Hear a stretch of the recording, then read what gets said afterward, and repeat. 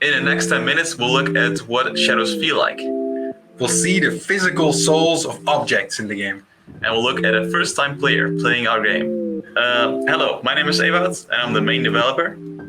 Hey, I'm Niels. I work at Externise, and we help get the game out there.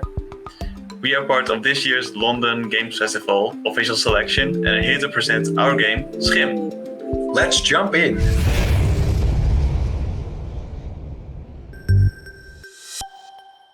In SCHiM, you play as a little shadow creature called a SCHiM, and you can only move in the shadows of objects. And that way you can traverse through levels and explore environments and influence them.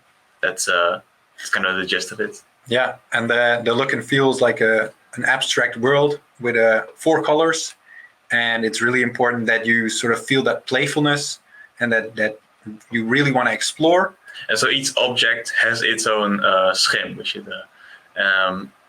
is the soul and essence of an object. So the main character, they lose their SCHiM, and then they have to reunite. Yeah.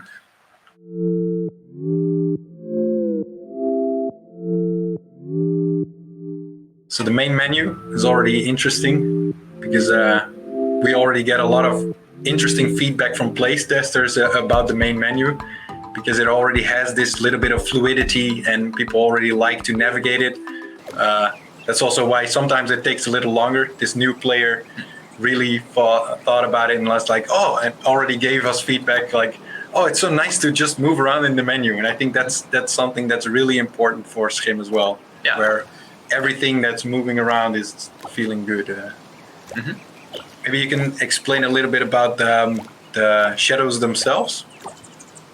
Well, I spend a lot of time making the shadows feel very fluid and make them feel very very good to just move around and bump into the corners, and just navigating shadows should feel just very good. And you might see that the player jumps out of the shadow on land. So that's and then performs a little hop, secondary hop. That's a little what's the word? Solution for, or no, just making it accessible? Corrigeren. Correcting. Correcting. Just there's a small room for error if you miss a shadow. So when the player lands out on land, they can perform a secondary small hop to perfect the jump. It's interesting because in the beginning we didn't have the extra hop, which you sometimes see, but we noticed that that it was more focused on getting it exactly right, and then you had to do it a couple of times again, and now it's more I nearly got it, and then you sort of do a small correction, and then you're in the shadow again. So, and I think that's really important on the bigger picture as a whole, where SCHiM should be accessible and it should be able to be experienced by a lot of players. It's not about having this super hard or difficult game. It's about being able to go around and to make small mistakes and just experience it as a whole. And so a lot of shadows have their own properties, just like that parasol you just saw. If you land in it, and it might it could do a little thing make a bounce on it and stuff, and just little interactables with each shadow. And in this specific build, there's not every shadow already has an activatable, but the car is going to be horned.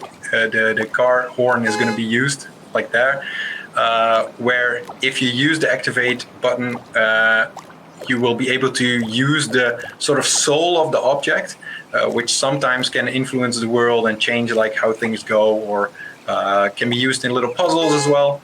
So eventually we want to implement that on a lot of shadows, but currently it's a specific couple of shadows which we use. But yeah, that's something that we're going to explore some more.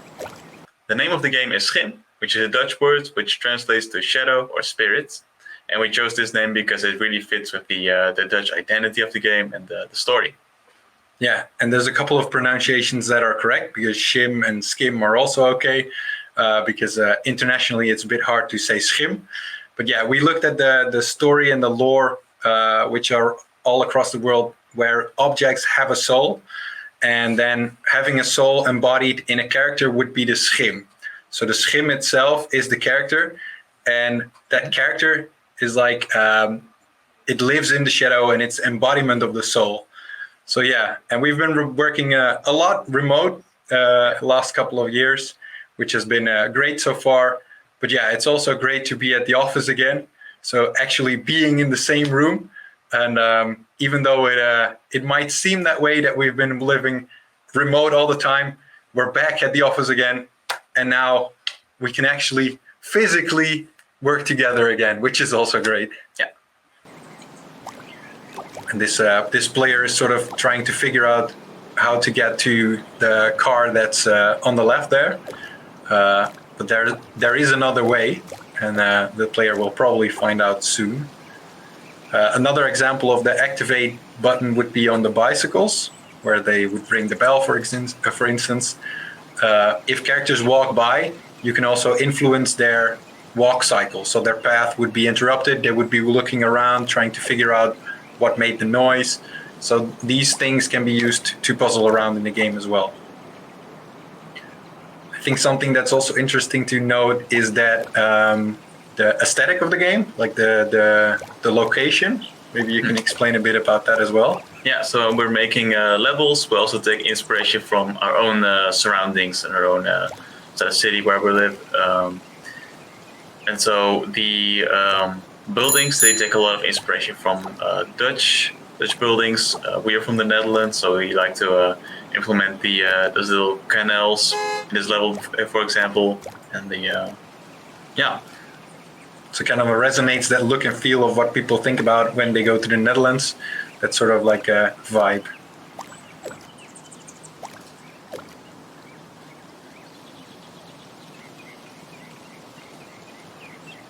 Oh yeah, I think something to note is that if you travel with a shadow, a lot of people wonder, for example, in this one, if you have to stay in the shadow or if it automatically takes you with them. And that was an interesting thing to consider because both options would be interesting for the game. But we figured that if the shadow takes you along, it's easier, it's better to do, better to explore the environment instead of making it real hard and staying inside these small shadows. Yeah. And when each level has their own sort of limit. Yeah, so each level has its own sort of bounds. If you get out of bounds, you'll just get sent back to the last checkpoint shadow. And it also happens if you respawn. If you lay on the ground too long, you just respawn to the last checkpoint shadow and just try again. Yeah, and the checkpoints are scattered around the level, so to also help a bit in going the right direction, there's also a button the player can use to see the objective. This specific player doesn't use it that much currently because the player was also exploring a lot of the environment. But the objective really helps to sort of refocus if you want to continue the game. However, we already also focus on exploration, people just looking around and trying to find different things. There's going to also be the collectibles. Maybe you can explain a bit about the collectibles in the game. Yeah, so in the game, again, you play as a lost SCHiM that's trying to reunite with their human, but there's also other SCHiM that have also lost their object, and these are kind of forgotten or neglected objects that their SCHiM is looking for. So there's the object, the SCHiM of the object is also looking for their object, and you help them reunite with their object. Yeah, because each object in the world, so for example, this character or that tree, every specific object has a SCHiM. Each object has its own soul. And if something happens to the object, so for example, like you said, it gets neglected or it's lost. So a teddy bear, a child could have a teddy bear, and if it loses the teddy bear, the SCHiM could get detached from that teddy bear, and then it has to try and find it back. And you can also help these SCHiM in the world and find their object back for them. and then they get reunited. So that's something that it's sort of the collectible of SCHiM, where you have these objects you can find. They're not always on the path of the story or the route, and you can explore the level a bit more. And then every now and then you find these objects and you help the SCHiM in that world. I think this is also an interesting puzzle, which is not really extreme puzzle, but it's like more of a click, where this is also what SCHiM really does, where the puzzles aren't like absolute. It's more like, oh, what's going on here, and how can I influence this world to interact with it, to move through it, and what changes. We're gonna see something with this bridge that is up right now. Mm-hmm. Yeah, and so this is also an example of an interactable. You interact with it, it will do a thing. So if you interact with this pole, it'll just get up. Mm-hmm. Yeah. And in this case, it's like, yeah, how would that help? And the player was thinking exactly that, as you can see. But it will click in a little bit.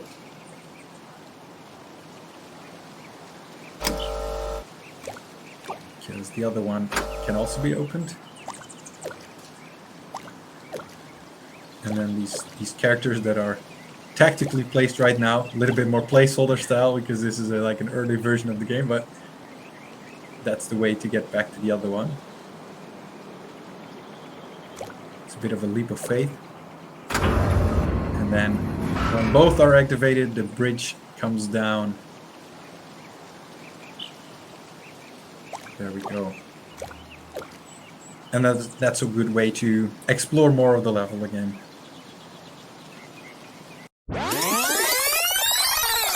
At the end of the level, there's usually an object which you leave with. So this car will activate and then right off screen. Yeah, which gets us to the next level, which has a car parked. So it's probably the car we just left with. And as you can also see, this level has a different color scheme. So each level will have their unique 4 colors. This is also the first one where we can see some collectibles. So if you look on screen, you might already be able to find it. And the player, I believe, also noticed it. The project started as my exam project. It's my exam game for my game design, game development course at school, at my college. And then I joined Extra Nice as an intern at first, and then I decided to do my exam at their studio, at their company, and so that's where it really began. Where I started the project. Yeah, and Extra Nice is our company, so he was an intern at first, and eventually he had to do a graduation project, and we offered him to do it at our company as well, and he got some notes on what the concept should be or shouldn't be, so the scope shouldn't be too big, and then he came up with SCHiM as like the core essence, and yeah, everyone loved it internally, and then we started to showcase it a bit more outside, and well, from getting his graduation really quickly with the game to continuing from that, and that's where we are right now. For the audio, there's still not the soundtrack in here. We're still working on that as well. But there's already like this impact for the way the shadows feel a little bit like it's water, like it has a liquid, actual physical body to it, which was really important for SCHiM.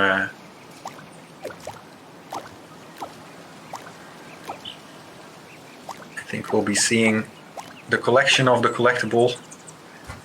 In this case, it's the stick near the bench, which is a bit hard to see, but that's also part of it.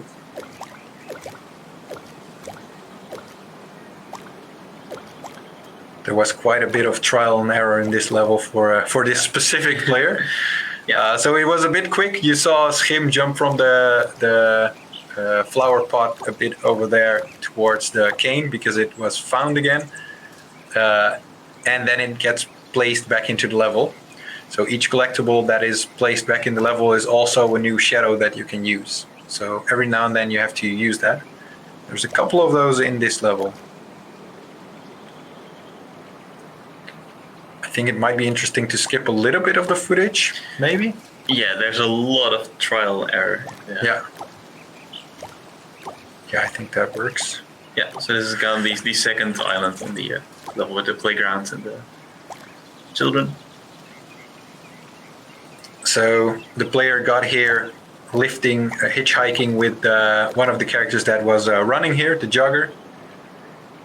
And Oh, we just got taken away. yep, so this is where the park level starts. And there's a couple of kids playing on that other island.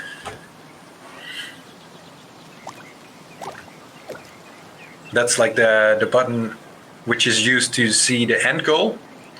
We now have changed it a little bit, so you also get to see sub goals. So currently it only shows the end of the level, which in this level also gives the idea that you could go there really easily, or you have to explore a bit more to get there.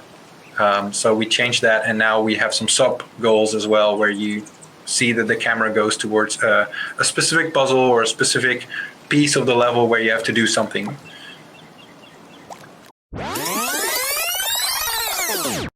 So the player told us there's no one going towards the next island in this specific element of the level.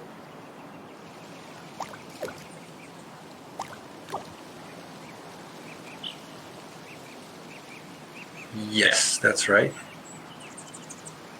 Maybe you can explain that the bridge element and the thought process of this specific player.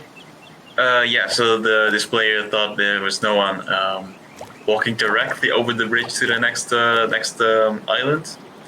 So this one involves a little bit more challenge, with only people walking in the opposite direction. So it provides a bit more challenge how to get across. It's always fun to see these sort of clicks with the players where they see like, oh, but there is no way to get there, and then they reinvent sort of how to interact with these shadows, and then they see new options, which is also part of like the exploration of SCHiM, really. So we'll probably see some experimentation by the player.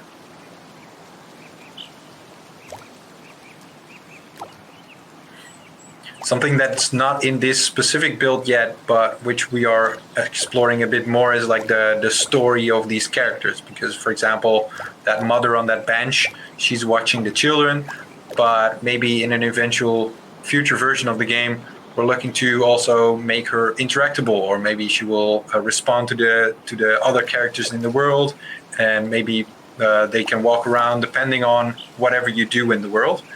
So that's something we're working on now as well.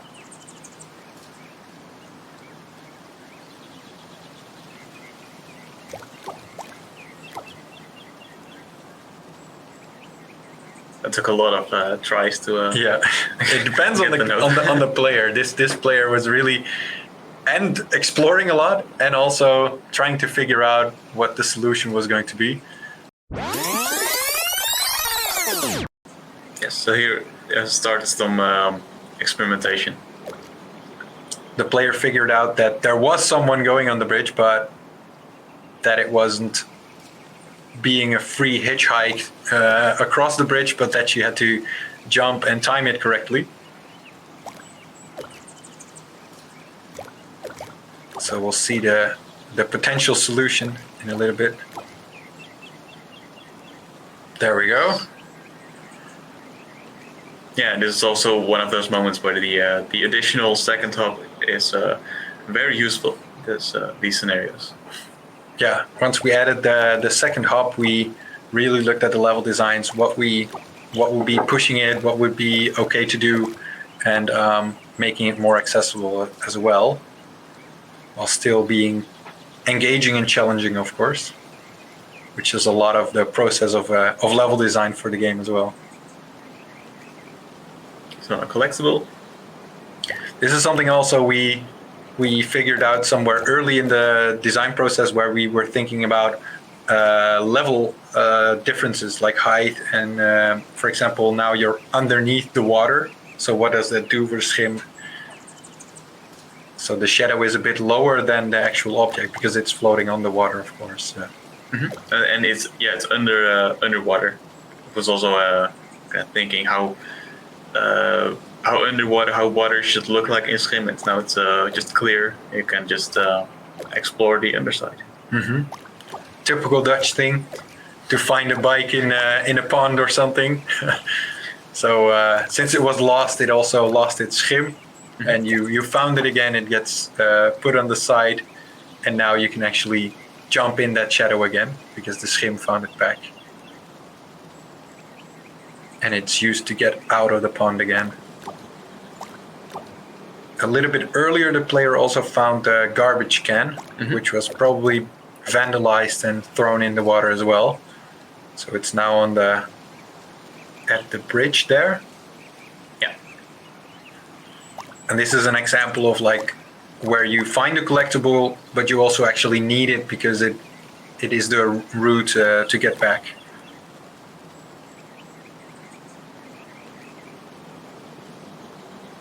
That means this level is almost close to completion as well.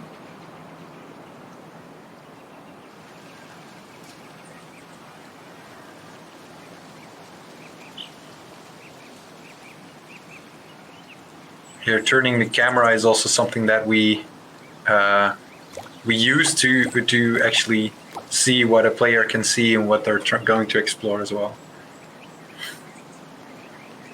And so this is a very drastic difference, not only in weather. It's raining now, but it's also like the lighting. It's at night, and so different light sources illuminate the level. Yeah, a different color scheme as well. So we're really trying to explore different kind of settings, different kind of color schemes, atmosphere in that sense. And yeah, in this example, lightning and light is used in a way different way than in broad daylight, of course. Yeah. So the player used the activate button on that umbrella to open it up, and then it caught the wind, and that was a quick way to get across the street.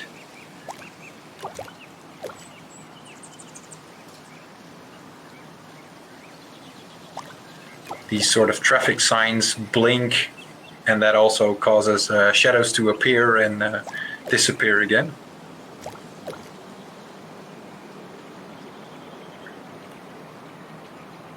It's close to the end of the demo of this specific version of the game.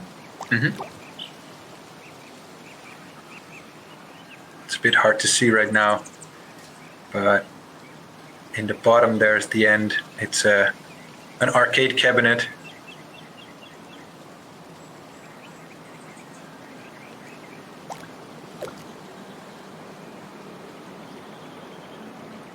Some more exploration and then finishing up. Let's see if there's something we didn't tell yet. Not sure. I think we covered most of it. Yeah, we do get a lot of the questions about what happens when you missed your shadow or something. Maybe that's interesting to say. Yeah, well, if you miss a shadow just by a bit, you can do the additional hop and do a little small hop to land in that shadow. But if that's not an option, then it'll just lay on the ground for a little bit, and then you'll respawn to the last checkpoint shadow. As you just saw, yeah. Yeah. Thanks for watching, everyone. And thank you, London Games Festival, for giving us the opportunity to present our game. You can follow the game here at SCHiMgame.com. Goodbye. Bye.